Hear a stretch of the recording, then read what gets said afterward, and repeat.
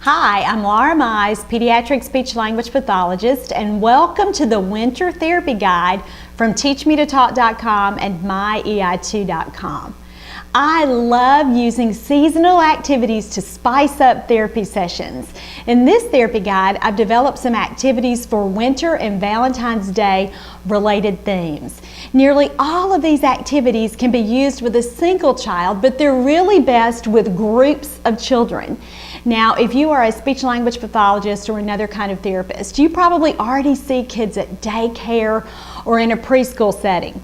You may also see children at home, and these activities are great for using with a child when siblings are present.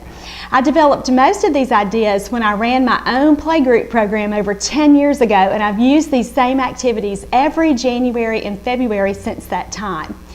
Making it through a group activity is often a real challenge for a toddler with developmental delays. To begin, let's discuss some strategies to make group activities more meaningful and more successful for all young children. Many times kids aren't paying attention and aren't participating during a group activity because what the person's trying to get them to do is not developmentally appropriate. Too often I'll go into a classroom setting, say at a daycare, and I cringe at what the teacher is trying to pass off as an activity that should hold the attention of 10 wiggly 2-year-olds. Here's a really big hint. If 3 out of the 4 kids aren't paying attention, you're doing the wrong kind of activity. Naming flashcards, learning the alphabet, saying the days of the week or months of the year during something like calendar time, and reciting the Pledge of Allegiance are absolutely not appropriate for toddlers.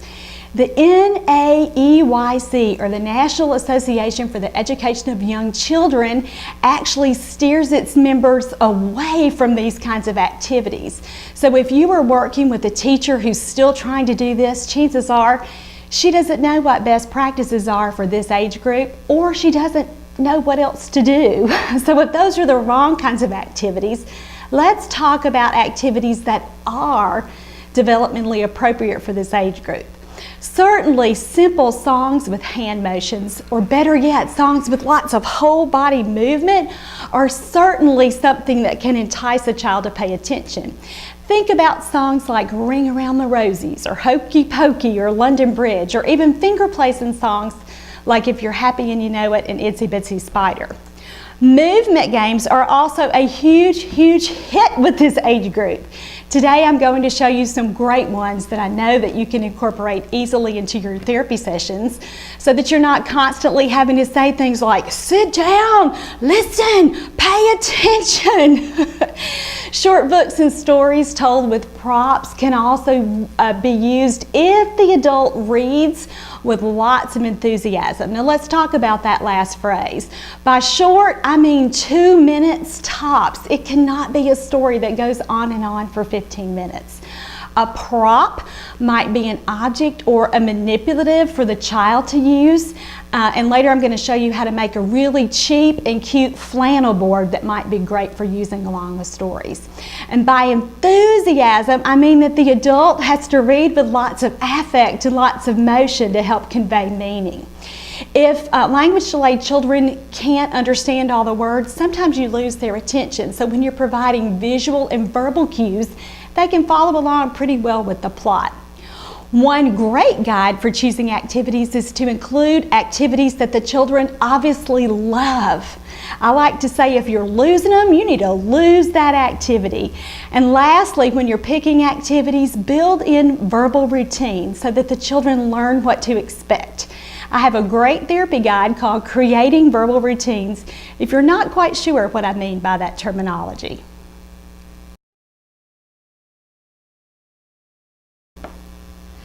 Another great tip to improve group activities for toddlers is to make the length of your activity match your group's attention span.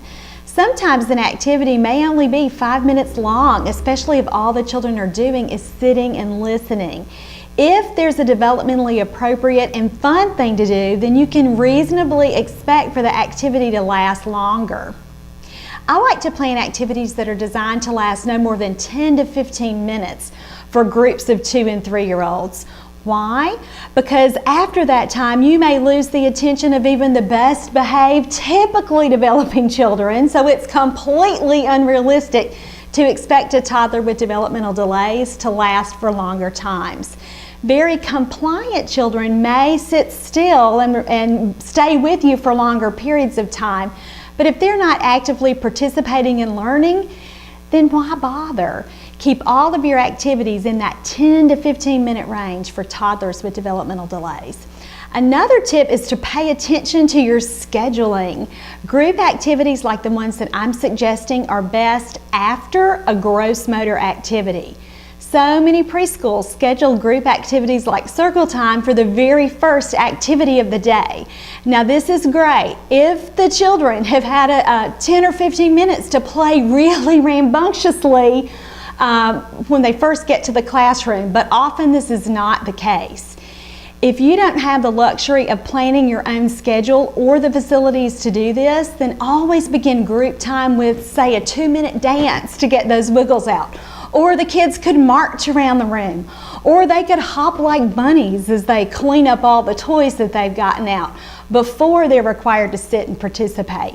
Many teachers are afraid to do this kind of activity because they think, oh, this is going to hype the kids up. Actually, the opposite is true. After kids spend some time moving around, their little brains and little bodies are actually more ready to attend. The next tip involves seating for the group activity. Now, for some activities, this might mean that you don't sit at all. If you're doing an activity at a table like this, you may have the children stand up rather than sit in chairs. When toddlers are sitting, they need to know when and how to sit for that group activity, especially in an activity like circle time. Using an arrangement that promotes visual boundaries so that they can see where they're supposed to be makes it easier and is really the best way to keep children with you. Now, don't misunderstand what I'm saying here. This does not mean that you are going to belt a child into a booster seat for a group activity time. I'm not a high chair therapist. You're going to have to find better, less restraint-like ways to do that. I do place minimally verbal children directly across from the therapist or teacher so that they can see what's going on. I also like to place minimally verbal children between other kids who do talk so that they can hear the response that they're supposed to give before it's their turn if we're using an activity like responding during circle time. I also like it if they can see the child seated right next to them who is hopefully on track for the activity. I do think it's okay to hold children during activities like circle time or other group tasks when they need that support to make it through. If I'm seated on the floor, I'll hold them in my lap, or if I'm lucky enough to have a chair to sit in, I'll just put them between my legs right there. Now, some teachers balk at this and they say, you can't hold one child if you can't hold them all. And I really think that's not fair to the child who needs more support to be able to make it through that great activity. Usually, you're not going to have a problem with this unless it's maybe a special needs classroom. If that's the case, you're going to have to recruit other people, other staff members to come in and help you during that time. You may even have a mom volunteer to be there specifically for that group time. Now, the last tip is to give kids who can't participate yet a way to opt out of the activity. If the length of your group time is too long for a child, he could be required to sit and participate for the opening part or the first activity, and then let him go on to a quiet or a calming space. Now, this is definitely better than punishing him and putting him in timeout or disrupting the activity for the rest of the children. Keep going with your activity so that he can see he should be participating as the other children do what you're supposed to do. You could gradually extend the time that he's required to participate so that he has to do, say, the first 2 parts of your group time, and then you're always going to make him come back for that cleanup part, since I know from personal experience that most children can learn to do that part. Let's move on to talking about actual activities. I want to show you the games first, since these are so much fun for young children. I have a couple of different versions of each activity so that you can pick the one that you think will best meet the needs of your group, or you can use all of them and just cycle through them over the next few weeks. Activity number 1 is matching mittens. Now this can be done several different ways. First of all, you can cut out mittens either from solid colors of paper or use cute patterned scrapbook paper like the ones that I'm showing you here.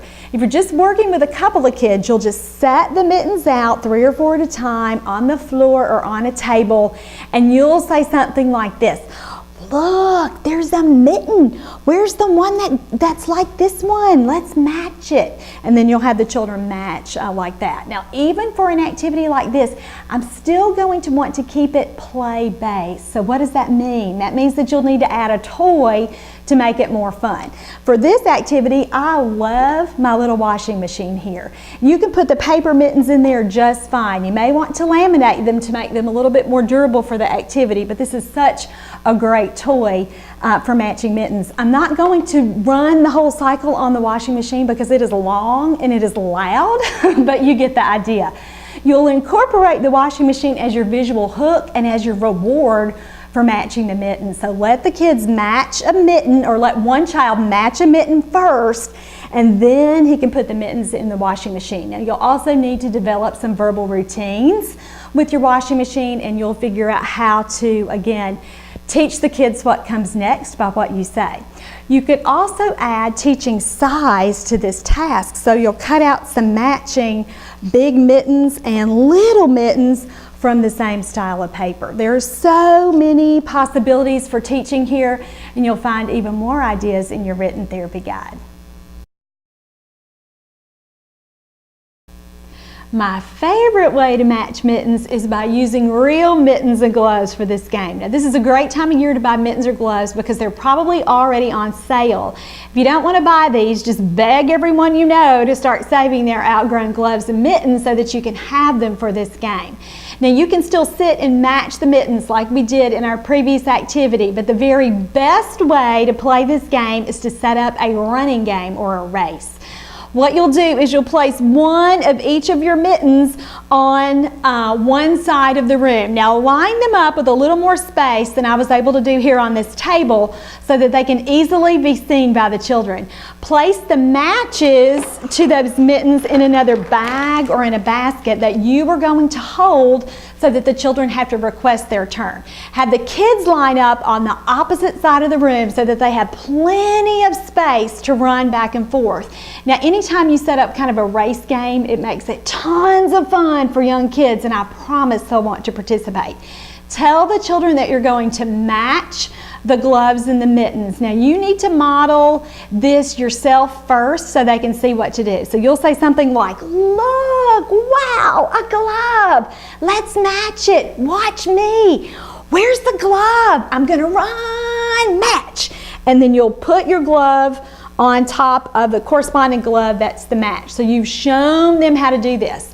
Let a child go first who is most likely to be able to complete the activity so the kids can see another model of what the game is supposed to look like. You're going to stand beside the children and hold your bag so that they have to request using whatever expressive language or whatever your goal is. And again, this is what makes this activity focus on language. So you stand beside the child. If he's nonverbal, you're probably going to try to elicit a sign, and you can even use a generic sign like more or like please. Or you can ask a question like, "Whose turn is it?" and have the child sign mine. If you're working at the single word level, you'll elicit an appropriate word. You might use a word like mitten or glove, or again stick to your generic words like more or like please. If you're ready to bump a kid up to phrases, pick a target phrase for him to use that would be appropriate for this game. If you're targeting certain speech sounds, this is where you're going to work in your articulation piece. If you're doing bilabials, you'll have the kids say more or please, or even something like more mittens or my mitten. If you're targeting pharyngeal consonants, go with something like get gloves. So again, you're working in whatever your target is for this game. Let me caution you here though, don't go crazy with that articulation piece. For most late talkers, you don't care what they say as long as they say something. So don't get all hung up on sounds. Just go with what your typical goals have been wherever you're working with the child. You're going to want to provide physical assistance for the kids who don't know what to do in this game, and you're going to continue until all the mittens have been matched. One other fun thing to do is to put in a mitten that doesn't have a match and see what happens. For a child who's ready to work on negation, this is a great way to work this into the game. You might say, you know, no mitten or no glove or whatever phrase you decide to come up with. But again, I wouldn't add this piece until the children have played the game several times. Now this game can target so many goals like we've talked about, and let me direct your attention to that in your written therapy guide. I do not want you to miss the potential to work on something that you can include in this kind of game with a child. So for example, if you are working on receptive language, your goal here is following the directions in a game. A higher level receptive language goal might be matching by size, as we talked about with the paper mittens. We've already reviewed those expressive language goals. For some kids, it might be requesting a turn with a sign. For some kids, it's with a word. For some kids, it's with phrases. We talked about the variety of articulation goals that you can use. There are even some pretty big cognitive goals for a game like this because you're matching and because you're sequencing actions. There are also some social goals listed. That would be taking turns and interacting with peers. And you can even think about this game for your sensory goals. That would be inhibition, or being able to wait their turn, or impulse control. Whatever you're working on, you can probably fit it into this kind of game.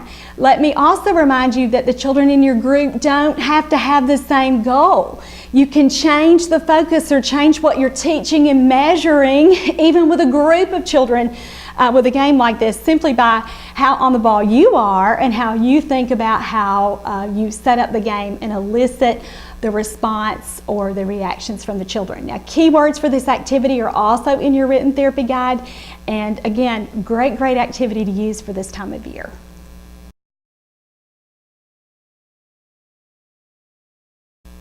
If the kids are still with you and haven't lost interest in the mittens, you can continue this game with a receptive language or an auditory processing component for activity number 2.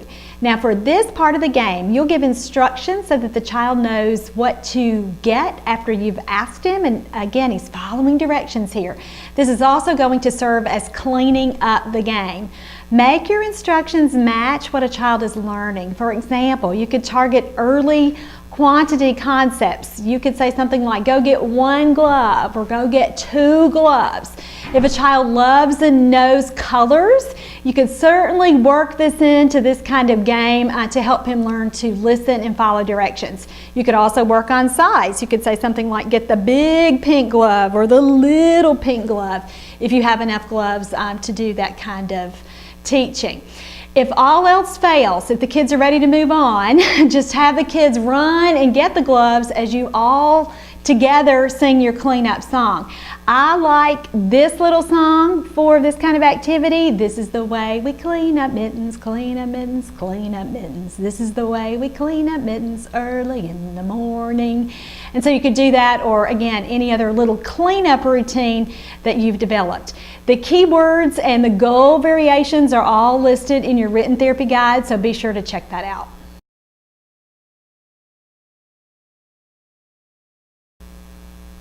The third variation of this activity is incorporating other kinds of winter clothing. You can use scarves, you can use hats, you can pull out your mittens and gloves again, you can use boots, and even use the children's own coats. Now, you probably won't have enough clothing objects to match, but you can certainly use the racing game. And remember, anytime you add running or racing to a game with a toddler or a preschooler, you've automatically created a hit. So this is a great way to teach this new vocabulary. And it's going to make it more likely that the child will want to participate. Place the objects again on one side of the room and line the kids up on the other side of the room and give a command like, "Oh, go find a hat, run, go get a hat."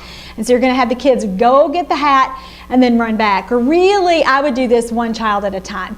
And again, the race component makes it more likely that the child will want to participate. If your group needs more practice matching pictures to objects, you can certainly incorporate that goal here. So take pictures of all of your clothing items and then laminate them as I've done. Now to make this more fun, you're going to want to have the kids act, again, like it's a surprise, like you don't know what picture they're going to pick, so you have them draw from your hands as you're holding all the pictures, and you'll say, pick one. Which one will you get? They'll get the picture, and then they are going to run match it and come back to you. Now this game certainly focuses on receptive language as you're teaching that new vocabulary for winter clothing items. For kids who are ready to work on that expressive language part, have them imitate or say the clothing item that they pick. So when they get back to you, you'll say something like, what did you get? What did you get? Tell me. And they need to tell you hat or boot or whatever it is that they retrieved. For higher level language, you can teach plurals with this game as you're working on, one hat versus two hats, or one boot versus two boots. You could also target multiple step commands or retrieving two objects on request. So you'll say something like, go get a hat and a boot. When a child gets back with the item, again, have him do something with it. Now he can either try to put the clothes on himself, or you may have a larger doll or a character that you could all have a good time dressing, or what might even be more fun is have the child put the clothing item on you or on their mom or dad, whatever parent or caregiver is there participating in therapy with them. You can also do the two-step commands really easily by using that other person, by saying, go get a scarf and put it on mommy, or go find a glove and put it on me. And again, you could even work pronouns into this activity by saying, bring some gloves to me, or where's my hat? Where's your hat? And again, you're working in your other language goals. For a preschool age child, you may work on gender pronouns here by including he and him and she and her into your prompts for them as well. Now by including this part of the game with the self-dressing part, if you are an OT or an early interventionist, again, you've made this goal more functional when you've had the child actually work on some self-dressing by putting the clothes on him or her. A practical way to work this kind of game into your routine is to play it before you get ready to go outside and play. Even when it's cold, I still think it's important for children to get outside for at least a little while every day. So use this language and self-help activity first, bundle up, and then get outside for a little while. Keywords and variations for goals are listed in your written therapy guide. And again, the possibilities here are endless and can easily be modified to work on lots and lots of goals for individual children in your groups. Let's switch gears to talk about this next set of activities. These activities are more like circle time and can be used for larger groups, or you can adapt them and use them for even smaller groups. I've even used them at home with just one child and one mom, and they work just fine. For activity number 4, you'll need a heart-shaped container. Now get one like this Valentine's Day candy box, and you'll have to eat all the candy in one sitting so that you can be sure that it's empty for your activity. You could also use a heart-shaped bucket like this one, or even this winter-themed bucket, and I found both the buckets at Walmart, I believe. I've seen them at other places this year, so these are readily available. Gather several items to put inside your containers. Now, pick things that a child knows, but put some new things in there as well so that you can really pique his interest. Let me show you what I put in mine. In this heart, I have a turtle, a frog, a dog, a fish, a little foam piece of a shirt, a snake, a ball, and a pig, and a man. In my winter bucket, I have winter-themed wind-up toys and a light-up star there. And then in my heart bucket, I have things that are really similar to what I showed you with the heart. Now, you can put pictures in these containers as well, but I probably wouldn't do that because objects are developmentally appropriate and will hook a child's interest much, much better than pictures would be. Now, this is a true circle time activity because to do it, you'll sit in a circle on the floor. And again, even if there's just a mom and a kid there with you, you can still make this pretty fun by how into it you are and how excited you are. So introduce the game by saying something like, ooh, shake, shake, shake, shake, shake. Something's in there, something's in my heart. What is it? Let's see. Ooh, first we have to pass it around and sing our song. So then you're going to sing this song as you pass the object around your circle. Now here's the song. It's past the heart, all around, all around. Valentines are coming to our town, to our town. Now if you're doing the winter bucket, say pass the bucket and winter's coming, and you could adapt whatever you want to say for the heart bucket. The person who's holding the container when the song stops is the person who gets to open the container and see what's inside. And again, if knocking has been one of the verbal routines that you've done with children, you can easily incorporate that here. You would say something like knock, knock, knock, knock, knock, open, before you open the container to see what's in there. Now help really young children open the container so that all the items don't get dumped out, and it keeps the child from getting fixated on which item will I pick, and take a long time with that. Keep it moving pretty fast by letting him get an item. Take the container away.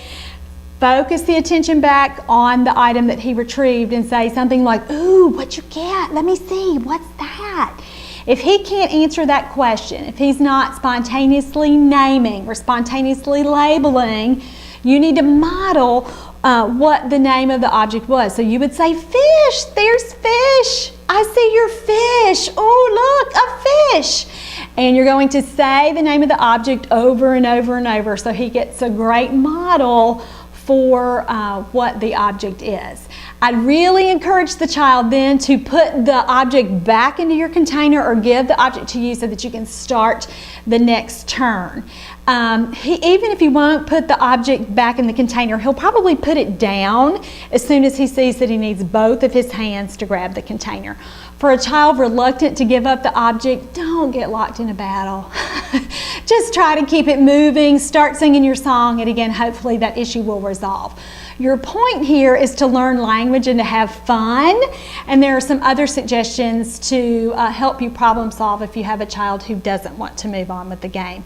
Ideas for other goals that you can target are in your written therapy guide too. I love this activity because it's great for targeting both receptive and expressive language goals. Hopefully, after a while, the child will try to sing with you, which is a super goal. And again, if you've introduced your verbal routines with knocking, he may try to do that with you as well. There's also a motor piece if you're letting the child open the container on his own. So again, so many different goals that you can target in this one activity. And that's why it makes this activity is appropriate for nearly every child or group of children on your caseload, because you can vary what you're working on. Check out your written therapy guide for keywords and a list of all those goals.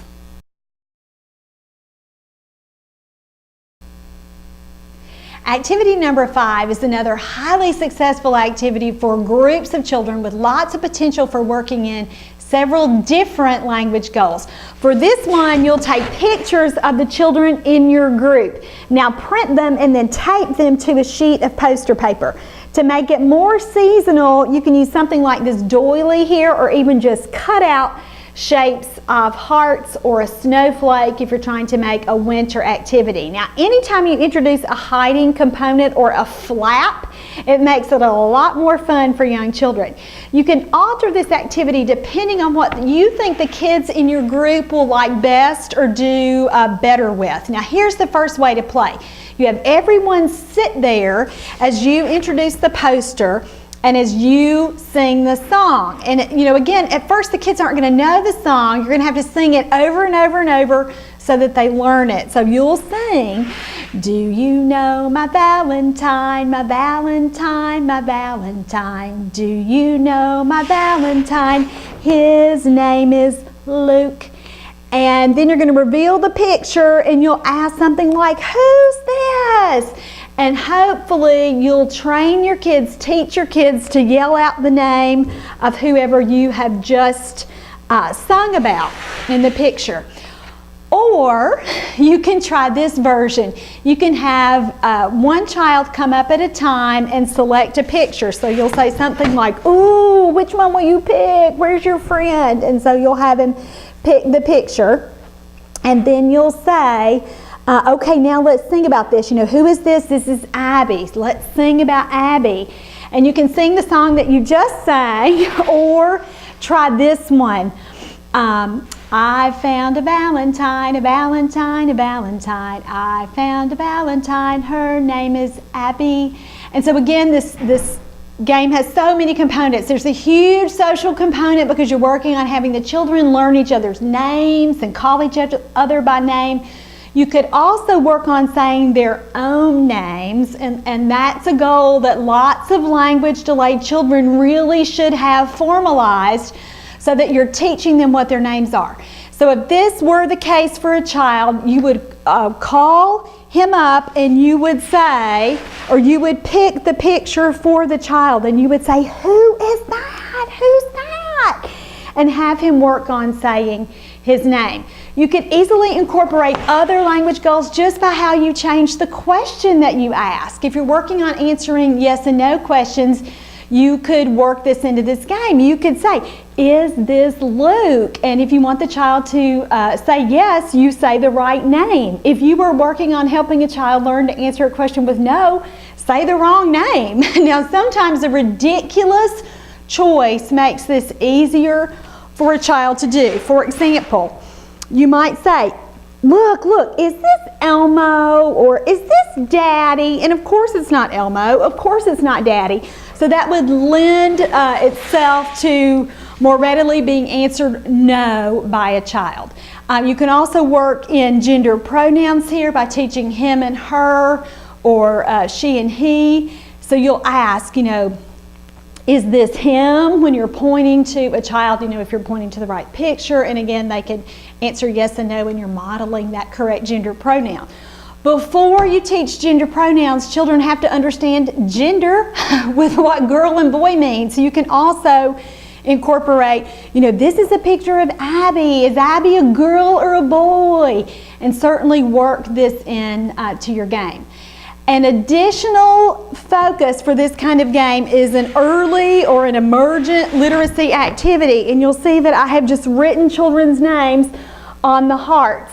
Now again, if you have read or watched anything that I have ever published or produced, you'll know that I am firmly against teaching academic concepts before children have an established language foundation.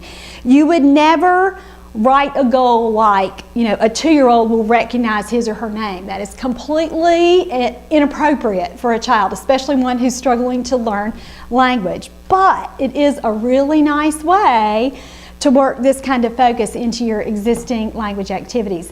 I've written more about that in your therapy guide, so take a look at that and also take a look at the variations that you could use for this really cute game. Activity number 6 is also a variation of the song that you just used for the poster activity. You might use it after you've done the poster with the pictures, or you could use this activity before you have the children sit down and listen for that poster activity. You'll have the children hold hands in a circle just like you're getting ready to play Ring Around the Rosies. Have one child stand in the middle of the circle, and you have everyone sing the same song we just did for the poster. That was, do you know my Valentine, my Valentine, my Valentine? Do you know my Valentine? His name is Brandon, or whatever the child's name is. Now, young children love, love, love this kind of attention and this kind of game. And again, you're carrying over naming peers. You could also target answering what's your name when the child is in the center of the circle, and again, that's a way to promote carryover. So great for generalizing those goals. For some kids, participation in this game as you take the turns and have them hold hands with their little friends is their only goal. And so again, for children who are working at that really, really basic level, this is a great activity. And again, for some children, just them staying through 3 or 4 friends' names is a huge, huge accomplishment. Participation in a gross motor activity like this is often the very first inkling that a child is developing some nice social skills. If the goal for the child is learning to say his or her name, this kind of game is certainly one that you want to include in sessions, and it's also one that you need to teach the preschool the child is going to, or even mom if he's not getting any other outside programming. Copy this activity from your written therapy guide and be sure that you are sharing this with the child's other teachers, other caregivers, and parents for a really cute Valentine's Day activity.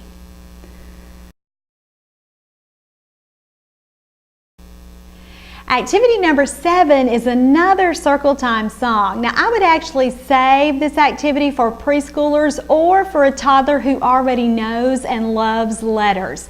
You'll sing this song to the tune of Bingo, and here's how it goes.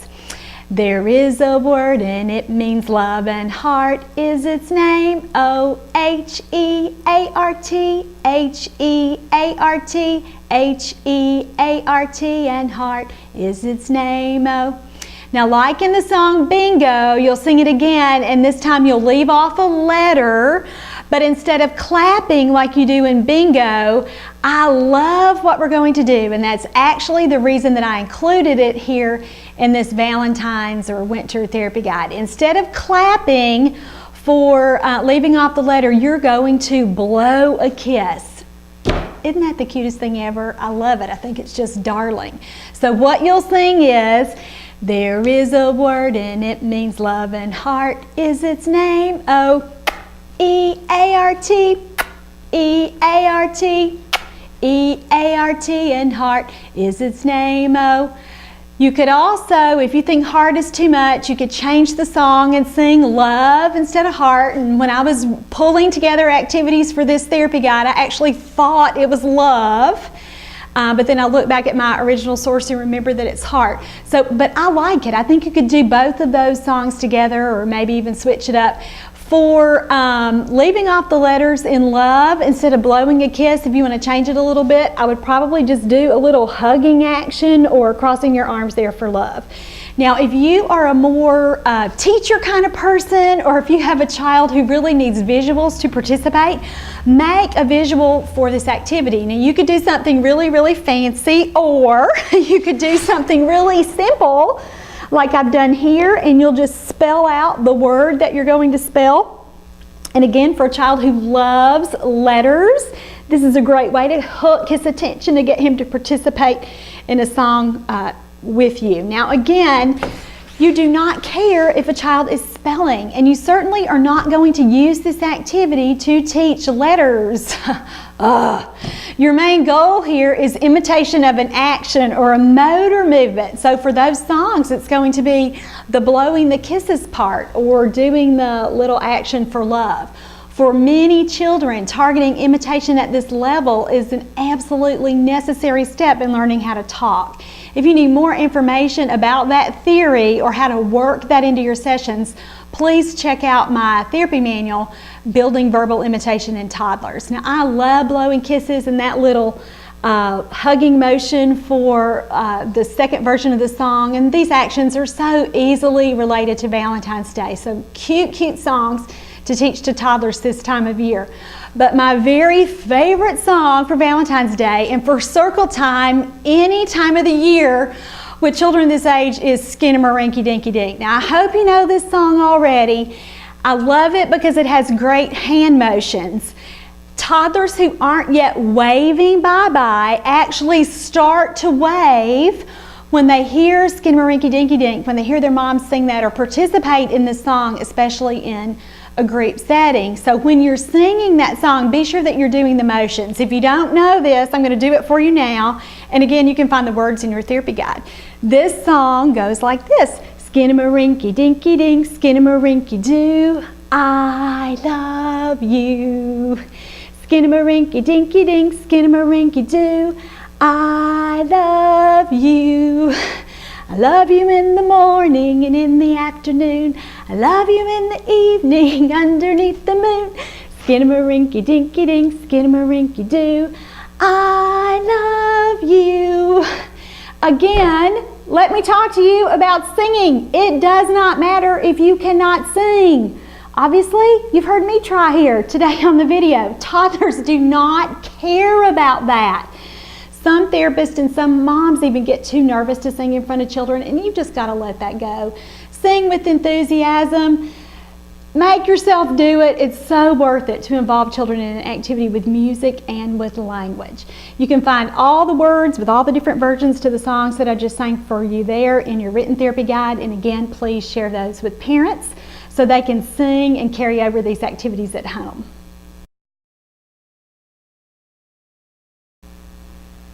Activity number 8 is a really cute activity. Now, I've used window clings in group programs to teach vocabulary and object identification for expressive language, but this one is so cute for teaching things receptively and especially for body parts. Now, you'll obviously need a window or a glass part of a door to do this activity, and you'll need to get yourself a window cling that has the parts to a snowman like this one here.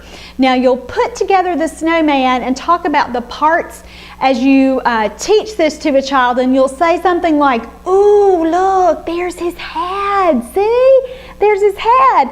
And so on as you describe what you're doing when you're placing the parts onto the glass. Now, if a child isn't familiar with the snowman, and most toddlers with language delays won't be, you'll have to use a visual model to introduce this to them. Now, I have this cute little snowman that I picked up around Christmas time when ornaments were for sale, and I think it's just perfect for this activity. Lots of children who are on the autism spectrum isolate parts. So again, when they're looking at this kind of activity, they're just seeing these white balls and these brown sticks and this hat, and they're not thinking about how it can go together to make one entire object. So this kind of teaching is absolutely essential for those kinds of kids. Now, when you're doing this activity, point out body parts on yourself and on the child. And so when you're doing it, you'll say something like, "Look, there's Snowman's belly. Look, here's my belly. Where's your belly?" And so you're really helping a child generalize from looking at the object to knowing how to point to body parts on himself. One way to target expressive language for a child who's not really answering questions like this yet is to make the answer more like a verbal routine. And you'll have the child complete the sentence that you modeled many, many, many times. So you'll say something like, you know, "Here's Snowman's nose. Here's Snowman's nose. Here's Snowman's nose." And you can get that pregnant pause there, and you're waiting for a child to fill that in. You can do the same thing with the rest of his body parts. You know, "Here's Snowman's arm. Here's Snowman's arm. Here's Snowman's," and you're waiting for the child to pop out the word arm. Keep going with it, but again, super, super way to work body parts in to a language activity. If you can't find those window clings, you could do a really similar version with a flannel board that I'm going to show you here. Now, I haven't used a flannel board in therapy for a really long time, but I've wanted one for my new office, but I didn't necessarily want to have it so that it's available all the time. So I made this portable version, and it turned out to be super, super easy and cheap.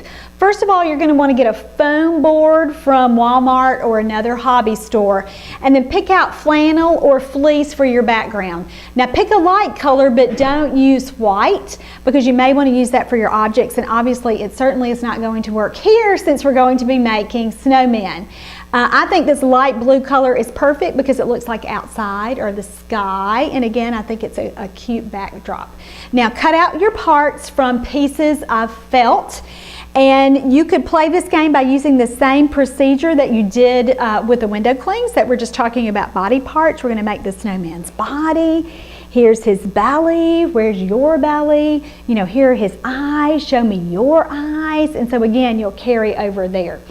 I also found a cute song that you could use for this kind of activity from a Pinterest post, and I want to talk to you about how to work that in here. Now, I've been singing the words to the song to the tune of Wheels on the Bus. The post didn't have what tune the author sang it to, so who knows what she used, but I've been singing it to that tune. If you don't like to sing, if singing makes you too anxious in front of other people, you could also chant the words to a song or the words to a little rhyme. And so that's what I'm going to do or show you how to do with this activity. So you'll say, once there was a snowman. Once there was a snowman. Once there was a snowman. He was tall, tall, tall. In the snow he melted. In the snow he melted. In the snow he melted. He was small, small, small. Isn't that cute? Another little word about troubleshooting here. What do you do if a kid doesn't like it? What if he has no interest in your flannel board? Will you simply move on? Move on to something he likes more, that's more play-based. Flannel board stories may be too language-rich or language-based for some children, especially those with significant receptive language delays. You can make it better by using manipulatives or letting them handle the pieces of felt and do the activity yourself. What do you do if that bugs you? If you don't like kids being so hands-on during this kind of activity, my best piece of advice is get over it.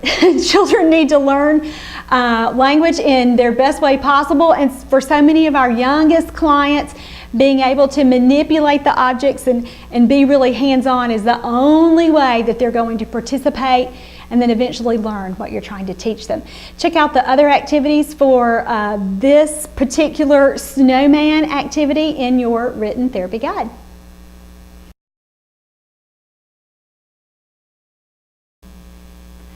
The last two activities I'll show you are early crafts. Now, some children are not developmentally ready for this kind of activity. If the child is using materials for anything other than playing, say he's eating the Play-Doh or he's throwing the cookie cutters that you would use, he's not ready to use Play-Doh as a therapy activity. You're going to move on to more play-based activities. Remember that anytime you become more concerned about managing behavior than teaching what you're actually supposed to be teaching, the activity is not appropriate. Some children do love these kinds of craft activities, and if you're not sure, you'll just have to try it to see if it would work for a kid. Now, I'm going to give you some hints to make it more fun for the ones who don't seem to automatically love it. Performing these kinds of activities with other children who do like to do what you're introducing may make it easier for the ones who don't, because they're seeing their little friends involved and happy and staying with it. So certainly try these activities in a group, even if a child hasn't liked it when you've tried it one-on-one.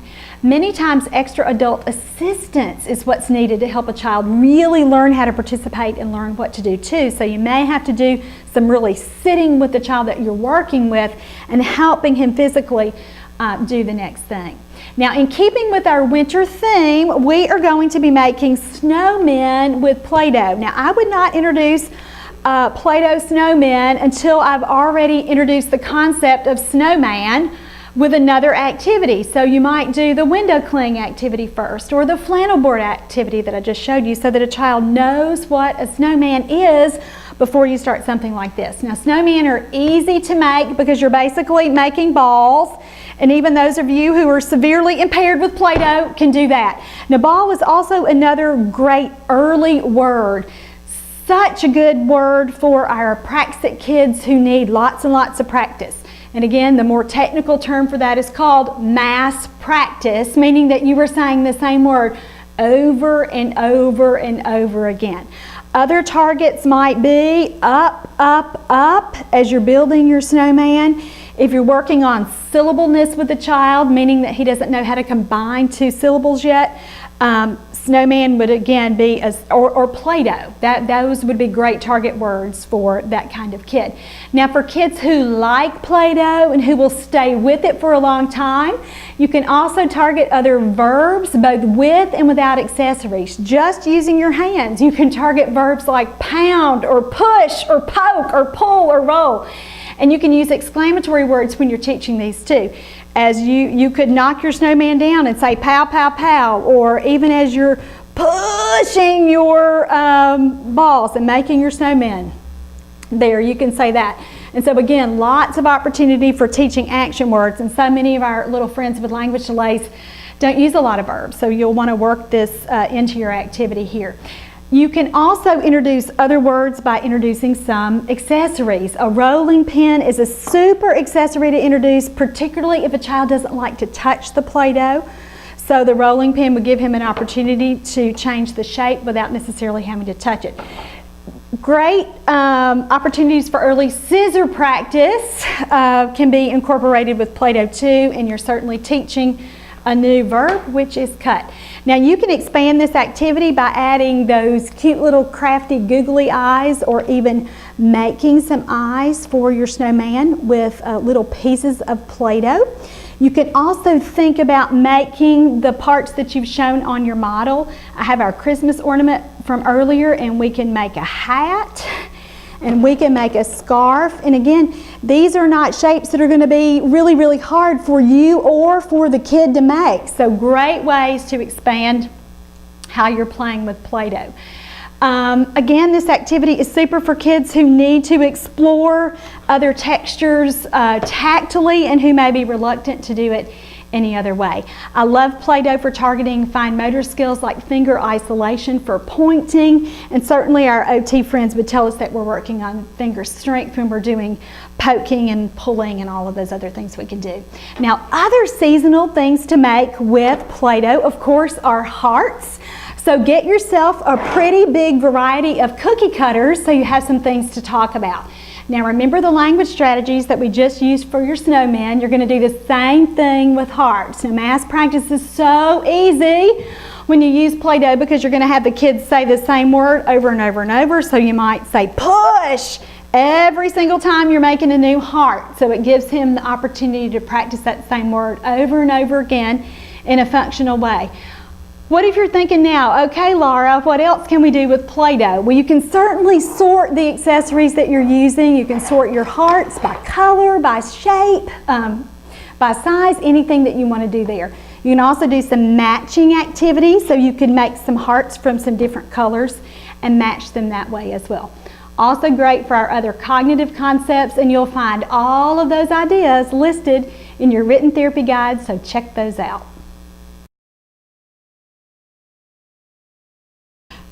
Our last activity today is painting. Now some moms and therapists hate painting with children because they feel like it's so messy, but it's really a great sensory play activity for toddlers. Do your prep work so that you can minimize the mess. Wear old clothes. That might mean for you and for the child. Get yourself some washable paint, and the most important thing is to gather your supplies before you begin so that you're ready for cleanup when you need it. I always paint seated at the table so that we can contain the mess a little bit better. Even better than that, you may want to go outside if it's warm where you are. Paint on the porch or on the deck or even on the sidewalk.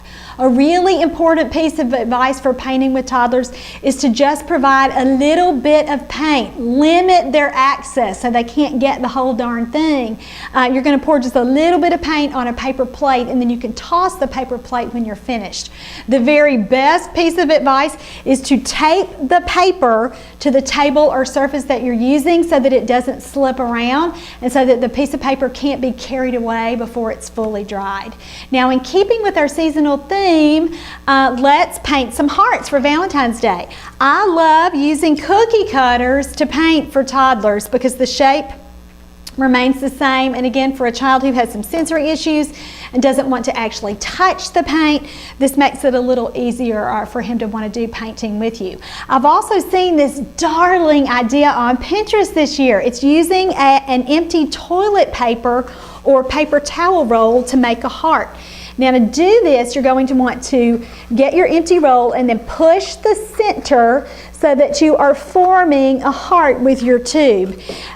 Tape it to make it more secure so that it retains its shape while the child you're working with paints. Now again, put just a little bit of paint on your paper plate. You do not have to go crazy with this.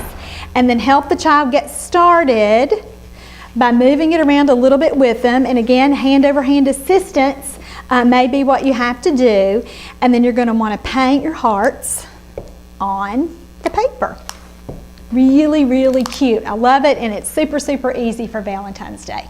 All right, you could also use some white paper bags and then decorate them like this for Valentine's holders if your program or your classroom exchanges Valentines for Valentine's Day.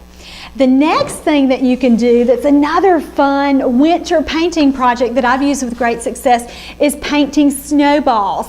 And I like to use cotton balls, white paint, and then darker pieces of paper like black or this dark blue here. Again, this is great for kids who don't want to touch the paint because you can use the cotton balls as your tool there. All right, what else can you do that's speech language related while you're doing painting activities? Remember that you have to emphasize your key words. That's what makes any activity therapeutic and relevant for targeting language. Now, your keywords are in your therapy guide, and of course you're going to want to teach the obvious ones like paint and heart and snow or wet. One thing that you can also do is blow the wet paint, and again, your goal here is not great blowing. It's to help a child learn to imitate any movement that you're doing with his mouth. That is a really important step for helping lots of children learn how to talk. Painting is also great for establishing some verbal routines, and you have to be really repetitive with what you say to get that verbal routine going. So you'll select your target word depending on where a child is developmentally. I would try saying the words maybe push or paint every time that you make a new shape on your paper. You might even try a word like see, where you are, and again, you're not going to be lifting up the paper because it's taped down, but where you're really directing the child's attention or maybe having him imitate that. When you're using a word like see, you're also targeting joint attention and reciprocity so that the child is including you and knows that you're there as you're sharing that activity together. You can always model an early generic word like more, or even an exclamatory or silly word like dab, dab, dab, or wow, you know, as you're painting with the child. Don't always get locked into naming and labeling. Branch out a little bit and try some different words. Teaching a child to imitate those exclamatory words or play sounds is often a prerequisite step in helping him learn how to imitate before he's ready to imitate real words. So plan those as a focused and real goal in your therapy sessions. All right, that's it for this winter therapy guide from teachmetotalk.com and myei2.com. I hope that you found some great ideas, especially for using with your small groups. So many times it is extremely difficult to plan therapy for when there's more than one child involved, and I hope that the ideas in the therapy guide will help you. I'm Laura Mize from teachmetotalk.com and myei2.com. Thanks so much.